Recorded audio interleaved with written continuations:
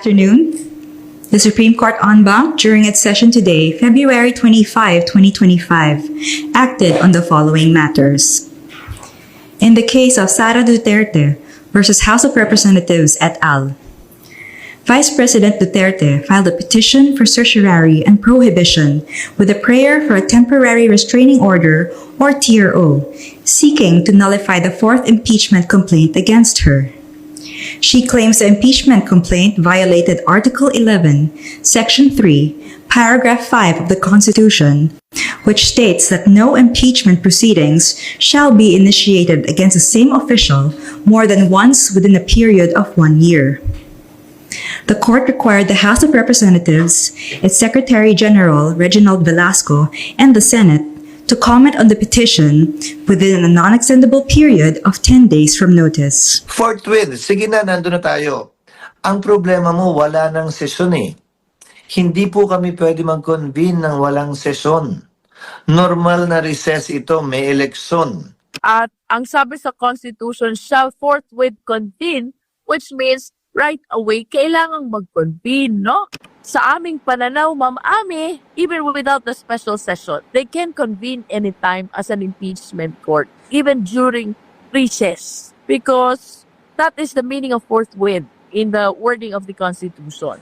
Nevertheless, Ma'am Ami, uulitin ko ha, we respectfully submit to the wisdom and the discretion and the authority of our impeachment court. And of course, that is the 23 Philippine senators. Gusto nilang mag-forthwith kami, di gagawin namin. How confident is the prosecution team of securing a conviction? With all due respect to the Vice President, we are confident that we will secure a conviction. Why? We have evidence. We have strong evidence. And with respect to the first article of impeachment, the video was seen by all Filipinos from across the world. Pag si BBM, si Lisa Araneta, at si Martin Romualdez, no joke, nagbilin na ako, ma'am. Pag namatay ako, sabi ko, huwag ka tumigil ah. We consider this as betrayal of public trust, no? Because Filipinos would not want a vice president who poses a threat to the life of the highest official of the land. Hello po mga ka-viral and welcome back again to this YouTube channel. Latest update na naman tayo ngayon. VP Sara Duterte hindi papanigan ng Korte Suprema. Ito'y pagkatapos mag-file ng petition ang kampo ng Vice Presidente sa Supreme Court sa di umano'y unconstitutional fourth impeachment complaint ng Kamara dahil di umano sa iriga na paghain ng fourth impeachment ng taga-Kamara laban sa kanya. Samantala, Senator Chis Escudero umani ng pambabatikos ngayon sa mga taga-kongreso at sa taong bayan dahil sa pagpapaliban niya ng agarang pagsagawa ng impeachment trial sa Senado bilang impeachment court. Di umano'y hindi sinusunod ni Escudero ang constitutional term na forthwith o immediately o unreasonable delay. Ayon kay Senate President Chis Escudero, ay sinusunod lamang nila ang rules ng Senado na hindi sila pwedeng mag-impeach ng isang opisyal dahil naka-recess ang Senado at maaari lamang talakayin ang impeachment trial sa darating na Hunyo o Hulyo pagkatapos ng eleksyon na ikinadidismaya ngayon ng marami. Ayon kay Congresswoman Attorney Jinky Jervil Luestro, ay lantarang delaying tactics ang ginagawa ni SP Chis Escudero. Aniya, nakaset na ang Kamara para tatayong prosecution panel. At nakaredy na di umano sila. Subalit ang impeachment court o Senado ay hindi sinusunod ang nakalagay sa Constitution. Sa kabilang banda, ang Korte Suprema naman ay binigyan ng 10 days ang House of Representatives Secretary General at Senate para magkomento at magpaliwanag hinggil sa petisyon ni VP Sara Duterte na unconstitutional na fourth impeachment complaint ng Kamara laban sa kanya at ang hindi kaagad na pag-conduct ng Senado ng impeachment trial. 115 complainants, members of this House, said that the VP deserves a day in court. Yung mga kaso naman po niya, it's not really connected with her partisanship or which party she belonged to. These are brought about by the allegations and violations and of the joint circular when it comes to the utilization of the confidential funds. One of the articles of impeachment is brought about by the threats that she made publicly against the president, against the the First Lady and the Speaker of the House, threatening their lives. So we should not divert from those the real issues at hand. No? Yun po yung focus ng impeachment na ito. Politika, darating naman yan sa mga eleksyon. There are ways para resolbahin ang politika, but this is already something beyond politics. This is about holding public official accountable to their actions. Thank you, Kongs. Follow-up lang po. Nasabi nyo nga po kanina na parang tuwing rally na lang may focus na sinisira na lang ulit yung mga ilang politiko. Umabot na po ba sa punto na parang concerning o nakaka-alarma na rin? Kasi parang may pattern na next rally po ba, ganito rin ulit yung magiging narrative? Sinong naninira? Yung concerning FERD statement pa rin po. Kasi last week, meron yung na-file nga ni General Torre na sedition kasi yung threat sa senador. Ngayon naman, towards the administration, may nakikita na po ba tayong pattern na tingin nyo po alarming na with their campaign? I'm sure it will intensify sa kampanya kasi nga po, ang contenders lang naman dun sa grupo nila is parang isa, dalawa. Yung iba, yung mga bira ng bira sa presidente, sa House of Representatives, sila yung mga number 50, number 40. Kumbaga sinasakyan nila yung kasikatan ng presidente sa kanang nagagawa niya eh. Parang wala lang, sumasakay sila, naninira sila. Hindi naman sila umaangat sa survey. Feeling ko nga pag tumakbo ko, baka mas mataas pa ako sa kanila eh. Parang feeling ko masikat ako ng konti sa kanila. Kasi lagi na lang nilang ginagamit. Naghahanap sila ng ibabato sa house. Sinasakyan nila yung kasikatan. Kasi sumisikat ka pag gumagawa ka ng magagandang bagay. Hindi yung mga hindi magagandang bagay. Hindi kasi sikat doon. Siyempre, sasakyan nila. Ang daming achievements, ang daming ginagawa, ang daming solusyon na napoprovide. Ito namang mga nasa dulo ng mga tumatakbong senador, kung ano-ano na lang ini-issue para lang, siyempre, mag-grab sila ng media mileage, di ba? Di ba, sasakyan natin to para, sumikat tayo. Ang problema puro paninira naman. Plataforma kaya ilatag nila. At hindi paninira, tignan natin, baka umangat ng konti sa survey, mas maganda. Kasi ang tao, naghahanap ng resulta yan, naghahanap ng magandang plataforma yan. Kahit naman sa lugar, sa probinsya, sa school government, kailangan na ilalatag mo plataforma, hindi yung andyan ka na naman tuwing kampanya. Sesementohin mo lahat ng hindi na semento, papasemento mo yung dagat. Ang dami nyo, you will promise the heavens to the people. Nasaan ka ba nung dalawang taon at kalahati? Wala ka naman. Yung mga nandyan nagsisilbi na nakaupo, nandyan sila for how many years? For how many months na nagsisilbi? Tapos pupunta ka dito, sasakyan mo yung issues, yun ang pangkampanya nila. Kaya kung ako sa kanila, plataforma ang ilatag nyo, wag yung paninira.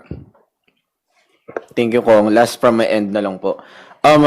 After 5 years, na-remove na po yung Philippines sa FATF gray list po. Philippine Anti-Money Laundering Council said it will boost investment dahil mas luluwag at least yung pagbabantay sa bansa when it comes to mga pumapasok na investments nga. Reactions po.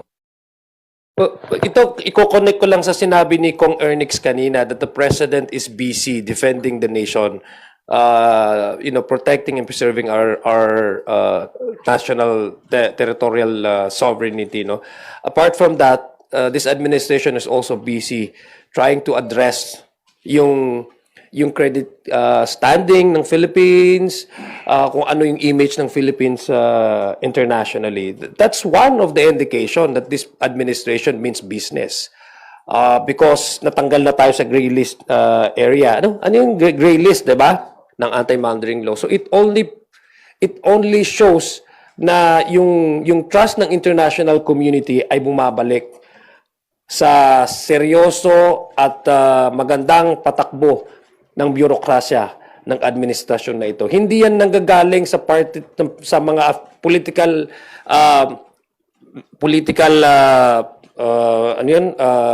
allies ng administrasyon na to.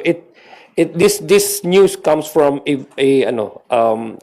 a legitimate international organization saying that the Philippines is does not belong in the gray list of the countries na massive yung money laundering, no? So it's a positive development, and we commend this administration for really addressing that issue and removing us from that list. Ako just to add lang, tingin ko isang reason doon yung total ban ni President sa Pogo. Because the total ban in Pogo, yan naman, alam naman natin yung Pogo, yan yung web of lies and criminality. Isang ano dyan, yung money laundering. Ang malungkot na fact dito, yung mga involved sa Pogo, yung mga sugarol, yung mga naghahasik na mga bisyo na nakakasira ng buhay ng Pilipino para yumaman lang sila, dahil kinap na ni President Bongbong Marcos, umokay tayo sa money laundering. Ang problema natin naman ngayon na hinaharap natin, same individuals involved in illegal gambling and pogos. They're trying to get in government. If you would see, ang daming tumatakbo. Gusto makapasok sa pamahalaan para proteksyonan na naman yung mga illegal na gawain nila. That's why I really salute and commend President Bongbong Marcos na binan niya yung pogo, binawal niya yung mga gambling na yan, pero we should really help the President na, tayo mga botante maging matalino, wag nating hayain mapasok yung pamahalaan ng mga illegalista na mga taong to. Thank you. Idadagdag ko lang din, no? I think from our end, yung Quadcom, ito yung po yung nagpapakita na yung talagang direction po ng Quadcom ay nasa tama na direction. Dahil we were able to unearth yung mga cobwebs nung lahat ng mga sophisticated na mga networkings ng mga illegal operators ng Pogo dito. At least nakadagdag yun. Tama po yung sinabi ni hindi lang dun sa immediate nagpagban dahil ang presidente alam talaga niya na na kung ano magiging effect nito at paano dapat mag-move forward ang Pilipinas without this kind of illegal industry. Pero the House of Representatives from our end, the Quadcom, was able to at least come up with an institutionalized policy that would really deter the coming in or the resurrection of these illegal activities like Pogo. Thank you, Earl. Let us recognize Bibian Gulia from ABS-CBN2. Follow-up lang po nun sa question ni Earl kasi nabanggit ni Kong Zia kanina, si Presidente ay walang lining, wala kayong nakikitang lining na maging diktador. Sabi ninyo, he's very diplomatic, respects separation of powers. I wonder lang kung meron ba kayong nakikita ng mga leader na may leanings na maging diktador? Nakikita sa ngayon? Kasi ako, hindi ko naman pinofocus yung aking observation talaga on individual leaders sa ngayon eh. I'm trying to at least believe that our leaders right now are really focused on how we can improve our lot.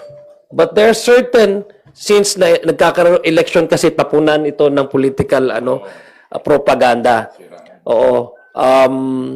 It's for me personally, I would say that those people who have been in power and yet used their power to censor perceived political enemies has the tendency of a dictator. Taong bayan po ang magdidesisyon dyan. Sila din po magpapaupo kung sino man ang mga susunod na leaders ng ating bansa. At naniniwala ako na ang taong bayan alam nila kung paano mamili ng tamang leader. Okay, move na po ako dun sa updates on impeachment. Kasi parang nung mga nakaraang meeting ng prosecution panel, I saw na may mga sumasama po sa inyo. Updates lang po sa preparations.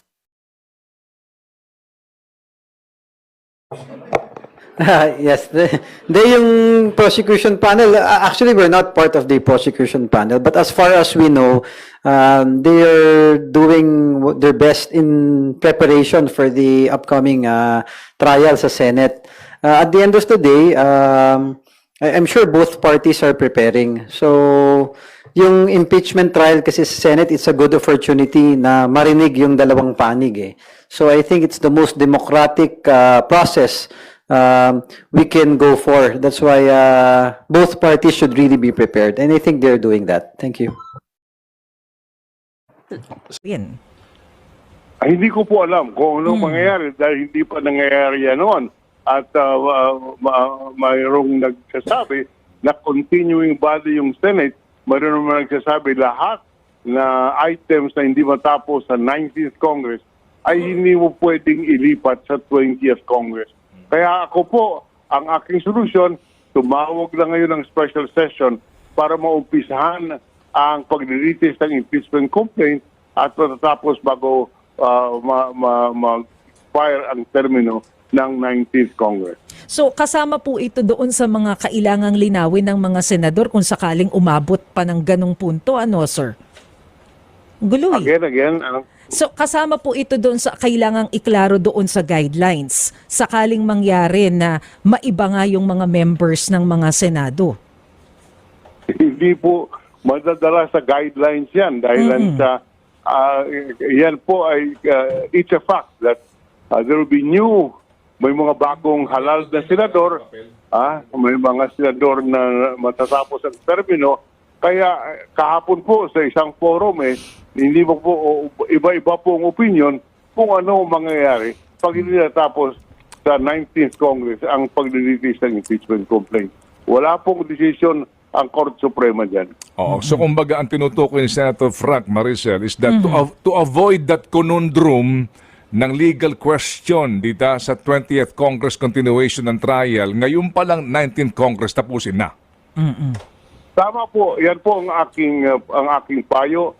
Tumawag na ng special session, umpisahan na yung impeachment trial at nakakasiguro po ako na bago matapos ang 19th Congress, matapos po yung pag-release ng impeachment articles. Pero sir, kahapon nag-file ng petition ang kampo ni Vice President Sara Duterte before the Supreme Court asking for temporary restraining order dahil nga daw po parang sumobra na yung impeachment complaint na ifinailaban sa kanya, nalabag na yung 1-year bar, kumbaga. So pwede pala yun? Pwede ba yun na makialam ang Korte Suprema sa impeachment case na supposedly ay Senado ang may hawak? Sa akin po, hindi po pwede yan. With all due respect, sa atin pong saligang batas nakalagay, the Senate shall have the sole power to try and decide all cases of impeachment. Ulitin ko lang, the Senate shall have the sole power to try and decide all cases of impeachment. Ang kapangyarihan po upang dinggin ang impeachment complaint ay ang Senado lamang. Hindi po pwede ang Korte Suprema. So, ibig sabihin po, sir, merong choice ang mga senador not to follow kung sakaling maglabas ng desisyon ng Korte Suprema tungkol dito? Hindi ko po masagot yan. Yan ang magiging problema. Dahil wala pa pong desisyon dito, pwede sabihin ng mga senador, by separation of powers tayo at nakalagay sa saligang batas, kami po ang may kapangyarihan to try and decide the impeachment. Kaya magkakaroon po sa akin na hindi ko po masagot kung ano mangyayari at pwede pong i-ignore. Pwede yan. Hindi ko sinasabi ignore nila. Pwede nila sabihin, hiwalay kami, we have separation of powers. Sa aming tingin, kami ang dapat mag-delete nitong impeachment complaint. Kaya, sorry Mr. Court Suprema, hindi po namin masusunod ang inyong utos. Tingin na lang daw yung na-approve at na-publish na impeachment rules ng 19th Congress. Pwede naman talaga namin gamitin yon at isa yon sa pinag-aaralan namin. Dahil pag may binago kami sa rules na makakaapekto sa substantive rights ng kasalukuyang nasasakdal na si VP Sara, baka magreklamo na naman siya na, uy, binago lang talaga to para sa akin. Sadyang para patamaan ako, gamitin laban sa akin. So isa yun sa konsiderasyon sa pagbabago namin ng rules. Na ang babaguhin namin ay yung mga dapat baguhin na hindi naman makakaapekto sa kasalukuyang mga karapatan ni Vice President Duterte. So i-considera po namin yon. Pero ulitin ko, old rules man o new rules, kailangan may sesyon ang Senado, kailangan may sesyon ang Kongreso bago kami makapag-convene ng impeachment court. Bilang huling sagot sa katanungan mo, may pressure ba sa akin? Wala. Dahil tulad ng sinabi ko sa inyo, unang araw pala ng pagkakasampa ng impeachment. Sino mang pabor sa impeachment o tutol sa impeachment, hindi matimbang ang opinyon para sa akin. Dahil patas, parehas at pantay namin tatratuhin itong impeachment at kasong ito nang walang pinapaboran, walang tinititigan, walang tinitingnan lamang. Next from PTV4, then Marlon. Parang boljak yung mga mic nyo. Clau, yung mic. Hello, good morning, sir. Yes. Sabi rin po ni Congressman Colmenares, under the Senate rules, pwede na raw po kayong gumawa ng preliminary action like sending a copy of the impeachment complaint to VP Sara Duterte and giving her 10 days to reply. Personally, I tend to agree with Congressman Nery Colmenares. However, prudence is the better part of valor. Hindi siya klarong nakalagay sa rules at isa yan sa pinag-aaralan naming iklaro sa rules. Nando naman na yan, hindi yan karagdagang kapangyarihan, ikaklaro lang. Para yan ang magawa namin sa recess dahil 2 linggo lamang ang sesyon ng Senado pag-resume namin sa June 2 at saka dahil may mga senador na mag-expire ang term sa June 30. Sir, once the impeachment trial proceeds, as Senate President, sir, do you have an instruction to your fellow senators na mag-refrain muna on commenting on the impeachment issue since magsaserve sila as senator judges? Mula nung na-file yung impeachment, nanawagan na ako at nagbigay na ako ng hudyat sa mga miyembro ng Senado. Isabay na natin yung mga tumatakbo sa Senado ngayon. Mananalo man o hindi, may panalo man o wala, pasok man sa survey o hindi. Dahil hindi naman natin alam ang kapalaran kaugnay sa resulta ng halalan. Na maging maingat na huwag i-prejudge yung kaso dahil ni isa sa kanila, ni isa sa amin, wala pang nakikitang ebidensya, laban o pabor kay VP Sara para kami magsalita na kami mag-a-acquit o kami magko-convict. Fairness dictates, nothing less. Next. Good morning. Good morning. Nung birthday po ng wife nyo, nagpadala ng love letter sa inyo si Sen Coco regarding dito pa rin sa impeachment. Insisting na yung forthwith dapat, ibig sabihin yan, immediately mag-convene na yung Senate impeachment court. Nasagot nyo na po ba yung... Hindi sinasabing immediately mag-convene. Wala sa Constitution yun. Ang nakalagay, shall proceed with trial forthwith. Pero kay Senator Coco mismo nanggaling, di ba? Nung in-interview niyo siya pag-file ng impeachment, hindi na aabot dahil magsasagutan pa din eh. Magpa-file pa ng answer si VP Sara, magpa-file ng reply ang kabila, ang prosecutors, maaari mag-file ng rejoinder si VP Sara, maaari mag-file ng sir rejoinder ang prosecutor, maaari mag-file ng anumang ad cautela pleading ang magkabilang panig bago kami makapag-set ng pre-trial. Sang-ayon sa rules of court na suppletorily applicable sa amin, pre-trial shall be set no more than 30 days from the time the issues have been joined and the last pleading has been filed. So, 10, 10, 5, 5, 5, 5, 5, 5, plus 30. Ubus na rin eh. Bago magsimula ang trial. Ulitin ko, kaya tinawag na pre-trial, hindi pa trial yon. Eh di pag trial yun, sinabi na lang sana trial, hindi pre. Di ba? Pre-trial pa lang yun. So hindi naman talaga kakayanin na mag-trial agad-agad tulad ng ginamit niya sa kanyang sulat, di ba? But nevertheless, I respect Senator Pimentel as a lawyer and I know he's a bar top-notcher, so we will nevertheless refer this matter to the Senate Rules Committee and to the legal team that the Senate is slowly but surely building up in connection with this case, para naman matimbang at makonsidera yung kanyang suggestion. Kasi para sa inyo, SP, under your leadership, how do you deal with that word, forthwith, in the Constitution? Forthwith, within the bounds of law. Illegal na mag-convene ako ngayon dahil wala kaming sesyon. Ayokong madaliin dahil nag-relax ang Kamara ng 2 buwan tapos mamadaliin kami ngayon. Pangatlo, bakit iba ang pagtrato ko sa kaso ni VP Sara sa pagtrato ng Senado noon sa mga naunang impeachment na nung may recess ang Senado, nag-recess ang Senado. Hindi nag-convene ng recess. Tinuloy nung nakapag-convene na ng may sesyon, tinuloy sa recess, pero hindi nagsimula, inintay matapos ang recess. Baka mamaya may reklamo na naman manggaling sa kampo niya. Naika nga, minamadali ito. Kung papakinggan ko yung mga gustong ma-impeach si VP Sara at gagawin ko yan, magre-reklamo naman yung kabila na minamadali talaga ito. Unawain ninyo at uulitin ko. Baliwala sa akin at hindi bali sa akin ang anumang opinyon o suwestyon o pagtulak ng mga partisano, pabor o kontra sa impeachment, pabor o kontra kay VP Sara. Gagawin namin kung anong tingin naming tama at dapat na ayon sa batas at sa konstitusyon nang hindi nagpapa-apekto sa kanila. Sir, will you ask the President to have a special session of Congress? No. I said that already because under the Constitution, I can only ask for that with after consultation with the majority and minority floor leaders and with the consent of the Speaker of the House for urgent legislation. You yourselves already know that impeachment is totally different from legislation or the passing of laws. Thank you, SP. Ma'am Camille, then Ma'am Nympha. Just to add, Hello. the Constitution said, a special session can be convened in case of vacancy in the position of President or Vice President, which includes the possibility of impeachment. But still, the framers did not say that the Senate President can can ask for a special session for the purpose of conducting an impeachment trial. That was clearly excluded by the framers of the Constitution, knowing fully well that that situation is possible.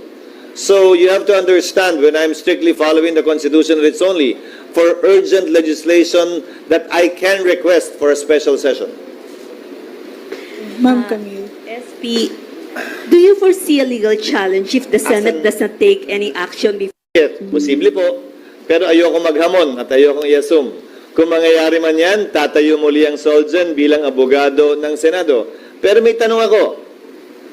Doon sa mga nagsasabing hindi tatawid ito, anong gusto nilang gawin namin? Pagdating ng June 30, parang grade 3, grade 1, finish or not finish, pass your paper. Tapos man o hindi ang prosecution, tapos man o hindi ang depensa, gusto niyo magbotohan na kami? Tapos man o hindi ang depensa at prosecution, gusto niyo ba i-dismiss na namin to dahil wala na, June 30 na eh. The law, as a principle, frowns upon not completing what has been started. Sa simpleng pananalita, kasabihan ika nga ng matatanda, kung ano ang sinimulan dapat tapusin. Prinsipyo yan sa ilalim ng ating batas na umiiral. Wala mang eksaktong probisyon. Pero kung hindi pa rin kumbinsido at nag-iisip pa rin yung iba kung tatawid nga ba ito o hindi, pues sana noon pa nagreklamo sila kaugnay ng mga SET, Senate Electoral Tribunal cases. Yung SET cases na pinoprotesta ang isang senador na nanalo para sa termino ng 6 na taon. Ilang beses nang lumampas yan ng Kongreso. Tumawid ng Kongreso yung mga kasong yan. Nagpalit yung mga miyembro ng SET ng iba't ibang senador. Nagpalit yung miyembro ng SET ng iba't ibang justice ng Supreme Court. May nagreklamo bang hindi tumawid? May nag-question bang hindi tumawid? May nagsabi bang bawal yun? Wala naman. Ngayon, inuunawa ko na siyempre, highly politically charged to, may magko-question palagi. At hayaan natin ang Korte Suprema magpasya at mag-decide. Pero sa parte ng Senado, klaro sa aming isipan na may basehan at batayan ang aming paniniwala at prinsipyo na ito'y tatawid sa Kongreso. Dahil wala dapat sinisimulang paglilitis ang Senado, kaugnay ng impeachment o ano paman, na hindi dapat tinatapos. Another question, Senator. Yes, ma'am. Yung meron pong suggestion si Supreme Court Retired Justice Carpio na if you're going to start it as early as now, pwede daw pong gumawa kayo ng mga polisiya and then yung 10-day na notice para kay VP Sara para po, kumbaga, makita lang po ng taong bayan na gumagalaw within the frame, within the time frame. What is your thoughts on this? Kinokonsidera namin yung kanyang suggestion, pero ulitin ko, ano ba ang posisyon niya? Ba't niya minamadali ito? Isa ba siya dun sa pumapabor sa impeachment laban kay VP Sara? Hindi ba ang sagot ay oo? So, bagaman gano'n ang posisyon niya, i-consider pa rin namin yung kanyang suggestion. Dahil isa naman talaga yan sa tinitingnan namin na ililiwanag sa rules. Hindi babaguhin sa rules ha, ililiwanag sa aming rules. Dahil ayaw na nga naming baguhin na baka magamit palaban sa amin na sabihing binabago lamang yan